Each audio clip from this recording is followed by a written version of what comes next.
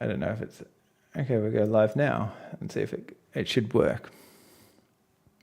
It's saying it's going live. Hang on, Oh, sorry.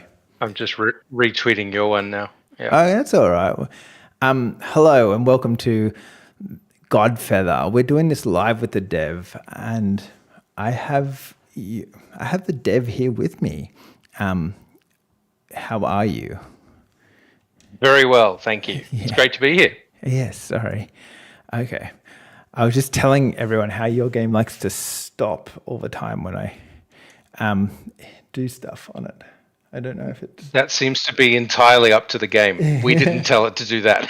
It's making its own decisions. Oh, okay, I nearly crashed it. Okay. So the game premise is you basically fly around and you poop on everyone, and it's a whole lot of fun. How did you come up with this idea? Like what was your inspiration? Did you get pooped on one day, or like? I guess everyone in Australia is inspired by that at some point. No, it was all of our games really start by imagining a sort of unlikely character, like a weird protagonist, and I think we just randomly thought one day about what if pigeons had a mafia. It was just as simple as that. And as soon as you jump onto an idea that kind of makes you laugh, because most of the games we make are kind of funny and silly, then you start building the world around it. So you're like, okay, well, if they have a mafia, where do they meet, or what are they fighting for, or who are their enemies, and all that kind of stuff. And we just found, as we kind of dug deeper into that idea and like following the silly idea through, we ended up liking the game more and more. And then eventually hit on the idea of, well, it would be like you're an assassin, right? You're a kind of mafia soldier who's a pigeon. How do pigeons assassinate? They assassinate with poop. And then that sort of, we figured that would be the kind of global mission of the game, that you'd be finding these targets and taking them out one by one. And that's it. That's the story that's how the story of the Godfeather starts. It has a whole story that you have to uncover by surviving further and further through the game, because it's a roguelike. And yeah, that's how it all started. Yeah, no, I'm just imagining Central Station and in Sydney, like all the pigeons there, like it's probably the pigeon capital of Australia. Is there any kind of like relates to real life places in this game, or? Well, there are little nods to Australia throughout the game. There's you start every level in a clock tower, and that one of the clock towers is modeled after a famous one in Tamworth, for example, which is close to where one of us grew up. So we do jump in, we throw in a few there's lots of hidden jokes in there, but yeah, no specific areas. But the one cool thing is, because you find pigeons everywhere in Australia, we felt that it was good, because it was like the game was being advertised everywhere you look, on your like commute on the way to work and things like that. When we took the game to GDC in San Francisco, there was this massive influx of pigeons in the city over that weekend, which was crazy. So they were just everywhere around the convention center. So yeah. Yeah, that's crazy fun. So how many game conventions have you done? Like, well, we met up, actually, we should tell everyone, we did meet up at PAX a couple of times. Yep. And talked in real life and seen all that kind of stuff. But how many of these game conventions have you actually gone through with this? With this game, or with all of our games? I mean, you can do whichever. Well, we went to the very first PAX in Australia, and I can't even remember how many years ago that was. I mean, this was the 10th year anniversary, or the 15 years, or something like that. Yeah. So we went to the very first one that wasn't at the exhibition center. It was at literally in a giant tent in a field, and it rained the whole weekend. So everyone who's been to the first PAX will remember that it was just, it was amazing. It was fantastic, but it was this huge kind of washout, and that's what everyone remembers. But we swore that we would bring a game to the next PAX, and so that's what we did. We took a game called Nippy Cats to PAX, which was this mobile game where you had to defend it. In the game, you controlled a bag of catnip that had to survive an onslaught of all these kittens that were like swarming it. So it was a kind of endless swarm type game. So we've done PAX. We did this year. Did GDC? I've never been overseas for a gaming convention before in my life, and it was absolutely surreal. It's just the most amazing experience. Just the sheer scale of it, the size of it, just takes over the whole city. Similar to the way PAX takes over all of Melbourne. Lots of little local events in Sydney. There's a whole bunch of really cool local events that's mostly just run by devs. But I mean, PAX is the main one, and PAX and GDC. Yeah, that's fair enough. I haven't done a games con, but there's one in Singapore that kind of sparks. It's not too far. That's almost Australia. So that one sparks my interest. I mean, that's the thing. GDC was amazing, but it's a slog. Like, it's a long way to travel, and it's not cheap. And so this game here, it's basically like not that many buttons. You're kind of using you've basically got one button that you poop and then another button that you just press down. I love games like this where there's not a whole lot of learning to be done. Was that intentional when you started making the game, or like you? Well, definitely. Well, for a lot of reasons. I mean, definitely intentional. Bunch of reasons. Firstly, I think this is a game that appeals to young gamers. So kids love it, and as we've seen whenever we've gone to show it, kids are kind of drawn to it. Partially because of the silliness of being able to poop on people, but also it's bright and it's easy to control, and they understand the kind of hidden rules of the game very quickly. And the other aspect is if you keep your control scheme simple, then it's less of a headache when you're going to release it on mobile later on, and this game will be coming to mobile next year. So we needed it so that we didn't have too many buttons on screen, that we can make it nice and simple to control. And that, I think, that informs all of it, really, the aesthetic and the kind of pace of the game. It's definitely a game that we've released it on Steam because Steam is the easiest platform to release anything on, and then we're obviously going to move on to Switch and mobile in the new year. Yeah, that's fair enough. I think it's really fun to kind of get onto all those different platforms. It's also funny how, like, I think this game will do really well on the Switch compared to like it is on Steam. Like, some platforms draw different crowds to them, and I think you'll have way more success there, and probably even mobile as well. It's hard working out how to do mobile and have like just also, what's that thing? That's a twig. You have to pick up the golden twigs. Okay. That lets you buy upgrades as you make it through the game. Yeah. Okay. Sorry. So to price actually mobile, and also because everyone seems to go, oh, we'll put it on mobile and we'll make it like half the price it is on Steam. And I always feel for the Steam people that pay the actual full price. How is that? What you kind of your strategy there, or what are you planning to do?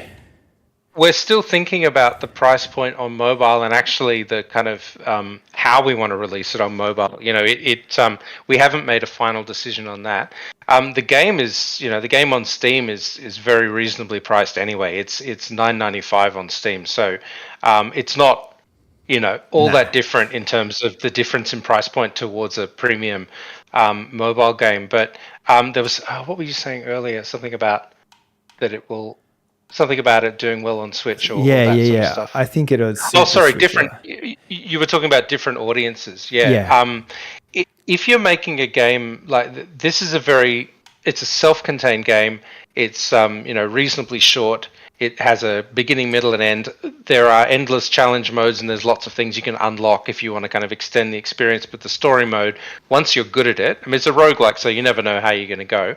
But once you get good at the game, you're going to get caught. You need to find a tree. Find a tree. Where's a tree? There's a tree in the top right. There's here. a tree. Oh, there's one. There's one. Swoop. Oh, I was just working out how to get away from them. You know how many times I've died from these things because I didn't know that I had to go to a tree. No, it's a tree is where you hide. But if it's a sort of self-contained game, I think Switch and mobile are, I would say, are sort of better platforms for that. Whereas on Steam, and it's no fault of Steam or Steam gamers, there's this expectation that the game has to be have that kind of very long tail of it's a game that will have so much content that you'll go back over and over again, and it'll be, all that sort of stuff. But I think there's something about Switch and the way Nintendo approaches games in general is like, this is the game, it's right here, enjoy it, and then that sort of thing. So I think that suits, it's a better fit for this game, but we didn't want to lose the opportunity of putting it up on Steam because there are whole audiences on Steam that will never play Switch or will never play games any other way. So we wanted to make sure it was there as well. I love how passionate the Steam communities are. They seem to be one of the more passionate communities. Not saying Nintendo's not passionate, but Steam, like you've got a good game or a bad game if you put it on Switch, and they don't like the feedback you'll get from there is crazy. What are them things? Oh, okay. It's definitely I mean, Steam is a real trial by fire, especially also because there's just so many games on Steam. So you're kind of to stand out on Steam is very challenging, even if your game is a good game. There's 20, 30, 40 games dropping on Steam every day. So it's, it's tough. Oh, now I have to find another tree. There's leaves. You're in all kinds of... Oh, my goodness. Oh, you nearly got it? No. Start again. That's no, you can retry from this level. There you go. Oh, okay. I've got one retry. Okay. You get one retry. You can buy an upgrade that gives you an extra retry. It all depends. Once you finish, you're in the first environment of the game, which is the suburbs. Once you finish that, you get an opportunity to go back to the roost. And if you've accumulated enough golden twigs, you can actually buy some upgrades. The lawn Karens are completely indestructible. You can't defeat them. So you need to just stay away. Hang on, my lighting has just died. There you go. Alexa went and took your lights away. So. Yeah. They're supposed to. They turn off at 10 o'clock automatically. Sometimes I forget. Yeah. So this is, how many games have you released now? Like where are you at with the games? This is our fourth game. So we had Nippy. Oh, the first game was called Puffington, and it was a kind of old timey pufferfish underwater platformer. That was on iPhone way back. So it's not on the App Store anymore because we made it in Flash and just compiled it for iPhone, and obviously that went out of date. So, but that was our first game. Then there was our next game was Nippy Cats, the one I was talking to you about. The game we're best known for is our third game, which is Inflatality, which is a fighting game where you're both wacky waving inflatable tube men. So it's Mortal Kombat except you're tube men fighting. So that game got a lot of buzz. Let me get to it was a lot of fun. Oh my god, the bird got in my way. you can swoop under them. Also, hi Ed. Sup, fit to you. I can start over. I've got another chance at this. So yeah, so you're not like, so you've probably more come from a mobile background. That's a bit similar to myself. Like, I think mobile is a really good place to get started for an indie dev. You learn a lot from mobile because there's probably a lot of games are free, and so people are quick to tell you how much your free game sucks, and you learn you learn very fast on what to do with the game. So it makes it easier to sell the game. Yeah, did you make all the models and stuff for this game, or what's your main kind of part in building this game? Well, two of us build it. So there's myself, and then there's Yola, and she is responsible for all of the 2D artwork that you see, and at least 50% of the 3D, at least 50% of the models. She modeled the pigeon and taught herself rigging and all that kind of stuff. We'd never used rigged models before, so we're feeling very proud of ourselves. I do the code, I do the music and the sound, and most of the animation, pretty much all the animation. And as far as game design, it's just the two of us, like it's 50-50. And then we're ably supported by our community manager, Shosh, and also our executive producer, who is my wife, Stephanie. So there's 4 of us. In terms of who's actually making the thing that you're playing, that's myself and Yola. But everyone contributes to ideas and design and those sorts of things. But like you said, it's all... I think the most important thing with building a game is that you have to be learning something new every time you're making a new game, like pushing into territory that you've never done before. This was the first time I've coded the whole game myself. So yeah, I mean, we got there. It took 2 years, and we both have other jobs, so it's all done in our spare time. While we have our own families and all that kind of stuff. Yeah. So yeah, I mean, I think 2 years isn't bad. I think it's amazing compared. Like, it's a very polished looking game, and I think it's really got some potential, especially in those kid kind of game market.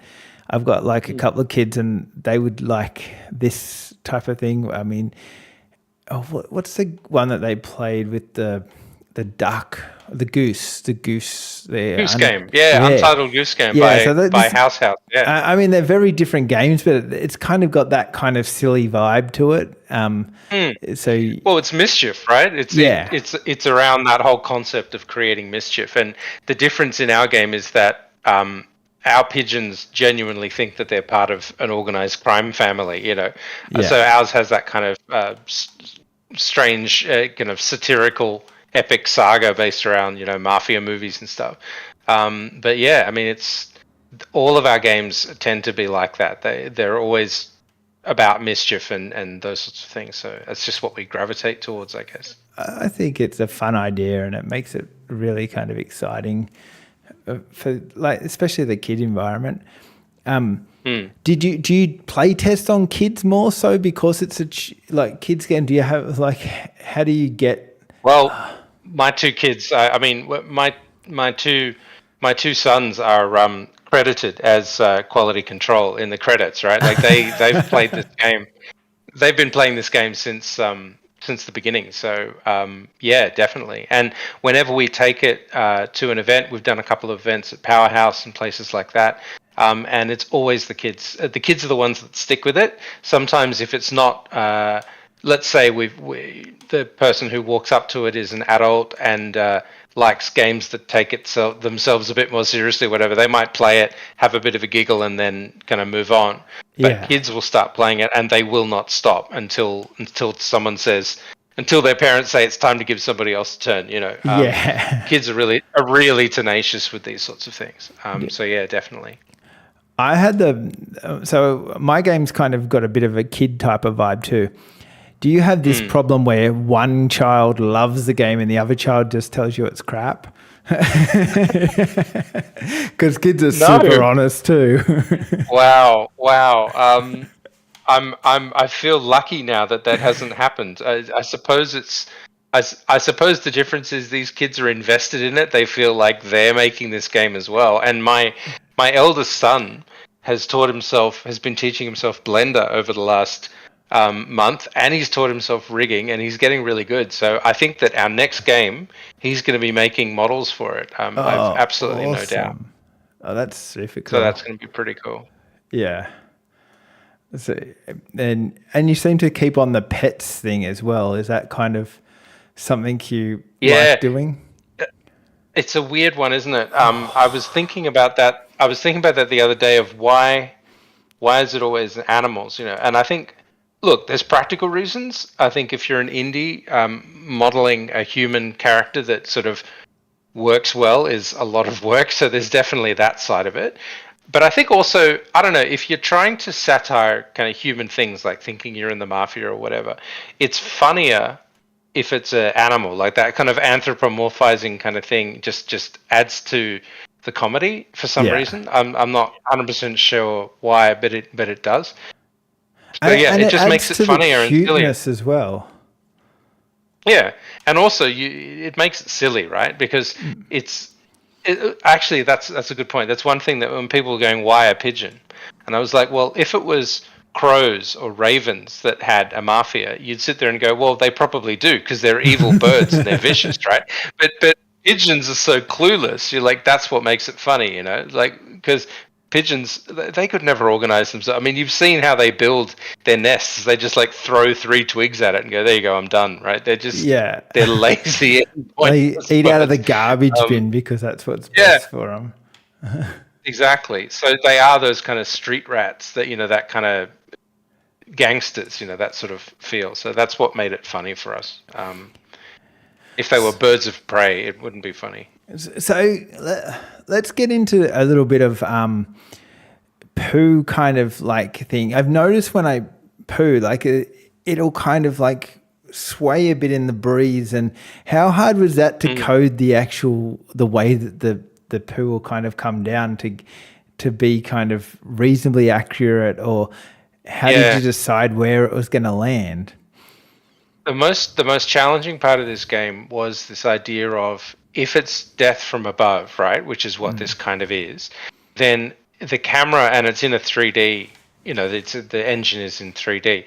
If you put the camera directly above the bird, then it doesn't look cool because you don't get that little distance with the shadow, right? So if the camera's tilted very slightly, so that you see the shadow, and then it's again this thing with kids, right? Kids figure out straight away that the bird's shadow is kind of like your crosshairs. That's where the poo is going to land. I've seen adults play this game for like 10 solid minutes and they still haven't figured out, and it's not their fault, right? But that they haven't figured out that the shadow is kind of where you should be aiming. In terms of how you're saying it's swaying, I did. There's a little bit of aim assist in the sort of thing, right? So if you're in the general area, I mean, you know what it's like with these things. You have to have a certain amount of tolerance for error with aiming. There's a little bit of aim assist. It may be kind of slowly swaying towards a target if it knows that you were going for that target. And also another thing is, based on all the different kinds of targets you have in the game, the little missions like the bird bath or whatever, certain things I've allowed a bit more aim assist than others, because some of them are tricky. Some of them are moving targets. So I'll let you get away with not quite getting it 100%. But if they're targets that are standing still, like the bench that you just got there, you've pretty much got to be dead on, because, it's like you get a bit of grace if the target's running around. Like the bird watcher is probably the hardest in this world. Because he seems to move backwards and forwards. Like, I would agree. Yeah. I hate these birds that run around that go really fast. They seem to get me every time. Well, except for that time, you've already I said that. I can see you've already figured out the best strategy is to boost away from it, right? Like as soon as you get a break, you just boost through it. And this guy can be tricky too, because he can be a bit erratic in the way he runs. I'll have to admit, the AI of these pedestrians is not hugely sophisticated. The first game I've coded myself, so I did what I could. And so it's a roguelike, so that means that every time I reopen level 1, it's a different level, or how different is each level? Yeah, the levels are procedurally generated within the kind of so the suburbs, it will take all the objects and situations you normally find in the suburbs and then rearrange them and, find a nice kind of random version, so you're never playing exactly the same one. In between levels, so there are 3 levels and then there's a boss fight per world. So you'll notice this world will be procedural again, but the color scheme is changed and some of the graphics. So every level has a different kind of palette within the world, and it's all procedural. And then when you actually if you make it through the boss fight to the next world, then it's a completely different environment. And so there's three environments, and each one's guarded by a boss. And then there's a final boss right at the end. But I can't reveal any story details because the story plays itself out over time, and there's cutscenes and all that sort of stuff. Yeah, well, I'm going to try and get to this boss. But like this guy here, or this lady, is easiest to get if you get it the minute she falls out of the tree. That's right. If you can do like a 1-2 punch with the tree, then you're okay. Once she breaks free, then you're going to have trouble. Yeah. And as you saw also, you've got to finish the level before the sun sets, because that's when the owl starts coming. So it's like the ghost in Spelunky. If you take too long to get through the level, the ghost starts chasing you. So we needed to have that kind of time pressure. Yeah. You also can't poop on the cats. And I only just realized that. I was going to say it'd be nice if there was a day-night cycle thing there, so I knew how long I had. But I feel like that's up in the top corner there that I didn't notice. That's right. It's a little progress bar that heads towards the moon. Once you're in the moon, you'll also notice you get an audio cue when you're close to nighttime. You'll hear kookaburras, and it'll get to sort of afternoon. So that's your kind of little warning to hurry up. But once you're in nighttime, you've really got to try and finish the game straight away. Otherwise, the owl's going to get you. There you go. Yeah, I'm getting better at it now. You just got to get through the next level. I played it yesterday for half an hour just so I could get half okay at this game, so I didn't look terrible today. I get pangs of guilt that it is a quite challenging game, but at the same time, it's that whole thing of like, if you get good at it, then you can speed run it pretty quickly. So it's, I think as an indie, you have to make these decisions of, you've got like 2 years to make the game, or in our case, that was the sort of timeline we set ourselves. Here we go. Treat.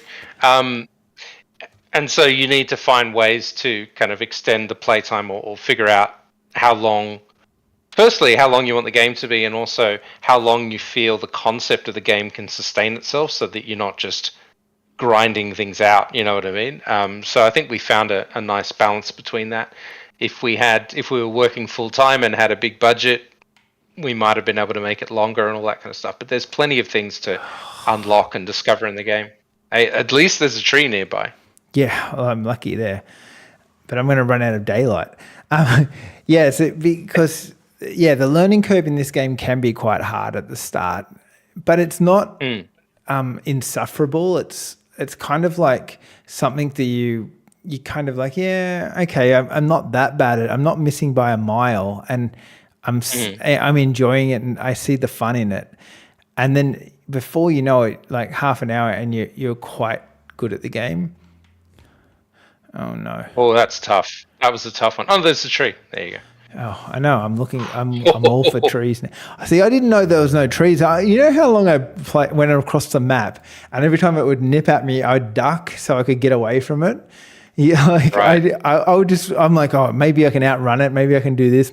I did not know that they had to go into trees for like until now. Well, the first time you trigger an alert in the game, a tutorial will pop up saying find a tree, and it'll give you a little thing.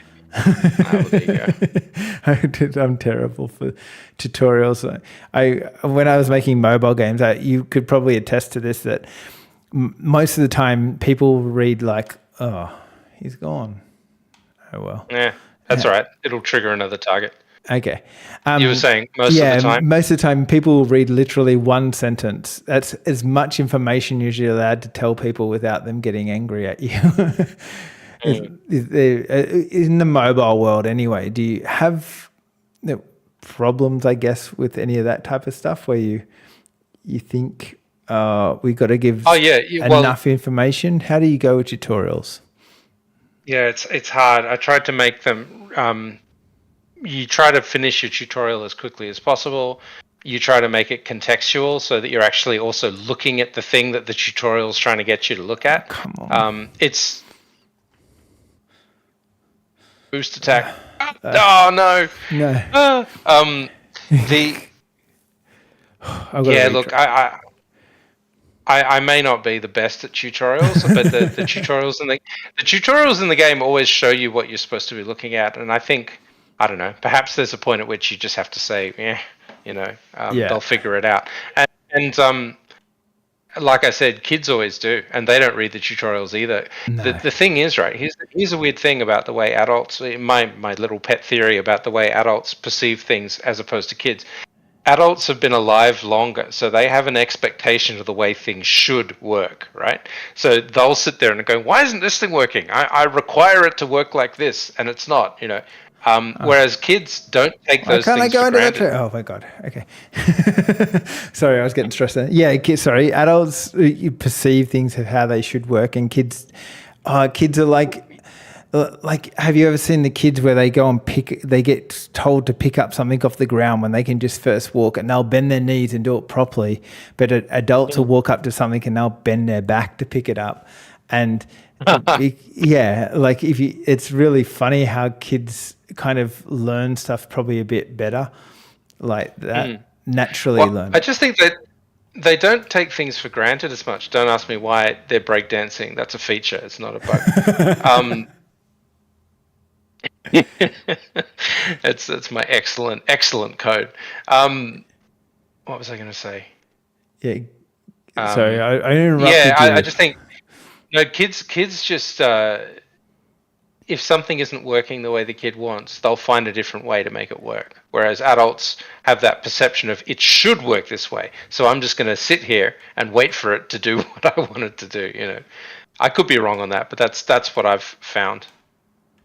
Yeah, no, I Okay, think here you're we go. right. You've only got two more to do. Two more, and you'll make it to the boss fight. How do I Yeah, know how many you more should. I've got to do? Is there a counter that I'm That missing? that yeah that little ring that every time you hit a target, it fills Ah, the ring around the thing. oh, come on. Oh, now you're in trouble. Oh, tree. Oh, tree. Quick. Oof. One more. All you got to do is get one more. It's stressful. This is stressful. I don't know if we'll make the boss fight.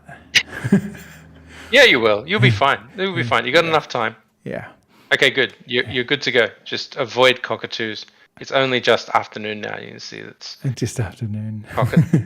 Well, you can. No, yeah, the kookaburra sound would have heard. I don't know if you're getting the Yeah, sound I of the did. game. I But did that's hear the kookaburra sound. all right. That kid Just there. take the kid out, and there you go. I love that slow motion poo at the end. That's probably the most Yeah, perfect thing you could have done. call that the Strangelove shot. It's like the following the bomb down at the end of Doctor Strangelove. That's kind of Yeah. Kubrick. So, tell us some of the weird things that didn't make the game. What's Well, we were originally that's the going to have a boss, thing. is it? That's right. You're in the boss fight now. You have to Okay. defeat. You have to free. It's a jailbreak, basically. Oh, yeah, And weird things. weird things that didn't make the game. There was going to be a whole sewer area. You were going to have like a fast travel where if you had already defeated a world, then you could, if you looked around, you could find little manhole covers and jump in there and then like fast travel to the boss of the world. That was inspired by the game Returnal. Returnal has that on PS5, so it's a roguelike, but at the same time, it gives you these little shortcuts. Hang on, go to the tree. Tree. Yeah, Okay, sorry. you're about to get caught. You got to swoop. That's it. What was I going to say? Yeah, but we realized that would actually make the game too easy. There was a whole lot of work that would have made the game too easy, and it's better off being a 100% roguelike where, when you lose, like permadeath, which is sort of seems cruel, but, it was kind of necessary. Watch out! Where did that come from? And the van fires them at you. Oh, I was not expecting that. Oh, that was it. Now you're back to the start. I'm so sorry. Are you a roguelike fan? Are you I'm I've played so many roguelikes now and I haven't found I found 3 that I like besides this one. But do you play many roguelikes outside of this kind of quite world? Quite a lot, yeah. Okay. I'm a big roguelike. What are the other ones you like, by the way? What was that one that came out? The guy that was the God one. It only came out last year. Now I've got to think about. Oh, hang on. Oh, you're talking about Hades, right? Yes. Hades. Yes. Yeah. Well, I mean, Hades is an amazing roguelike, so it's probably one of the best ever made. My personal favorite is Remnant and Remnant 2. Yeah. Which is kind of it's a sort of cross between a roguelike and a looter shooter. It's probably closer to a looter shooter, but the thing that blows me away about Remnant is the procedural generation of the environments is just, I have no explanation for how they make it that good. It's incredible. So this is the same way Diablo has sort of built its worlds procedurally, but in Remnant it's proper 3D. You're walking up and around it and stuff, and levels of coding genius that are completely beyond me. But yeah, but yes, I love But roguelikes, and yes, there's always that. Sorry, I was Sorry, going you to were say, saying? yeah. What about if you're going to go into adding more features to the game? Would you actually go and is there anything that you could do or wanted to do that, like if the I money? actually, well,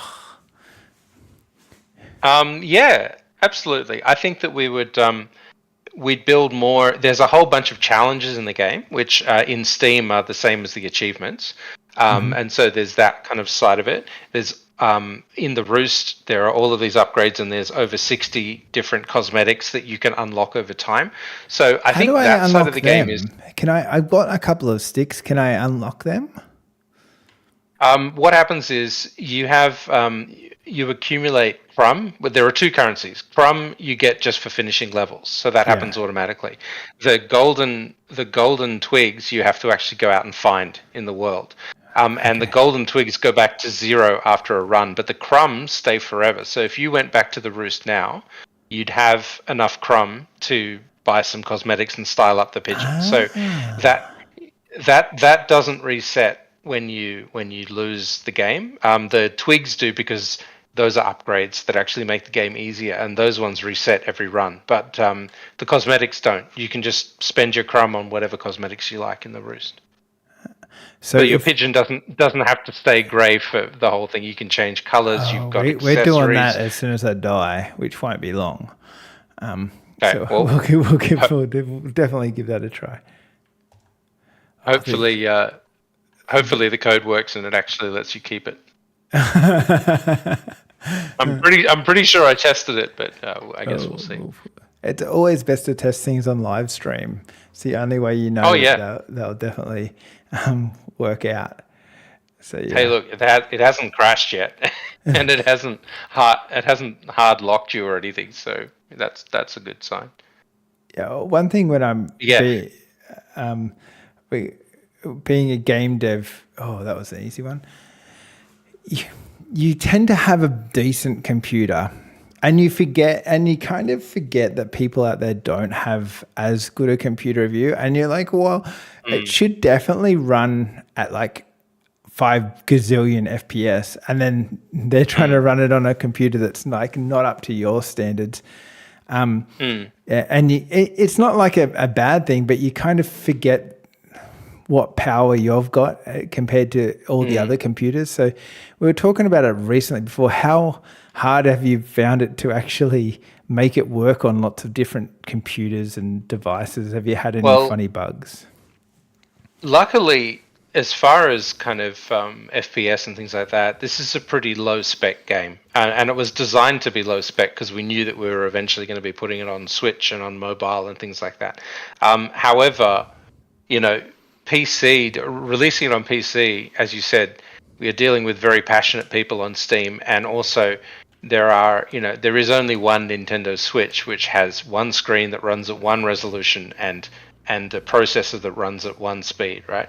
But there is an infinite number of PCs with strange monitors and weird video cards and about 1,000 other things that can be different every time. So I've certainly gotten plenty of responses of, I have an ultra widescreen monitor that is like 10 foot long or something. Your game looks weird on it, and things like that.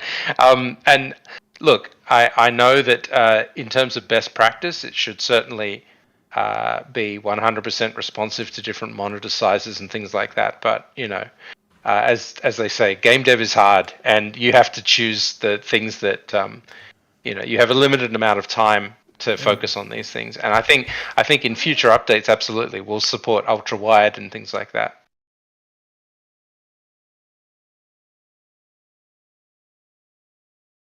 I'm going to have to wrap things up now. I've just got a bit of a family emergency thing going on, but I I'm do really appreciate everything that you've done for this game. It's really, really cool, and I hope people go and check it out on Steam or on Nintendo Switch when it releases very soon. It is Godfeather, the crazy pigeon game that you poop on people, And thank you very much for joining us for like talking about the game, because it's been really interesting, all the insight that you've had. Okay. This has been heaps of fun. Thank you. Yeah. Well, let's do it again. Let's stream your game next time. And we'll talk about it. Yeah, we can do. You can play the demo, but let's just celebrate this one for today, and we'll Okay. yeah. So yeah, no, it's all good. Thank you again, and we'll talk to you guys later.